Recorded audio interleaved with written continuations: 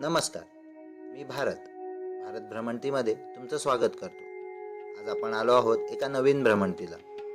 पनवेलमधील गुळसुंडे गावातील सिद्धेश्वर मंदिरामध्ये. मंदिरामध्ये प्रवेश करतात उजव्या हाताला मारुती आहे.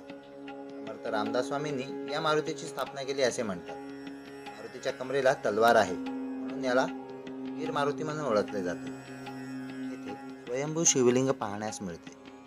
सकाळी 7 दुपारी 12:30 पर्यंत हे मंदिर दर्शनासाठी खुले असते. त्यानंतर संध्याकाळी 4 ते 7 वाजेपर्यंत इथे तुम्ही दर्शन घेऊ शकता. पाताळगंगा नदीच्या तीरावर वसलेले हे मंदिर 900 वर्ष जुने आहे असे सांगण्यात येते. या मंदिराबाबतची पूर्ण माहिती जाणून घेण्यासाठी आमच्या भारत भ्रमंती या चॅनलला सबस्क्राईब करा. तुम्हाला हा व्हिडिओ कसा वाटला आम्हाला कमेंट करून नक्की कळवा. आपण लवकरच भेटूया एका नवीन व्हिडिओमध्ये. तोपर्यंत गणपती बाप्पा मोरया.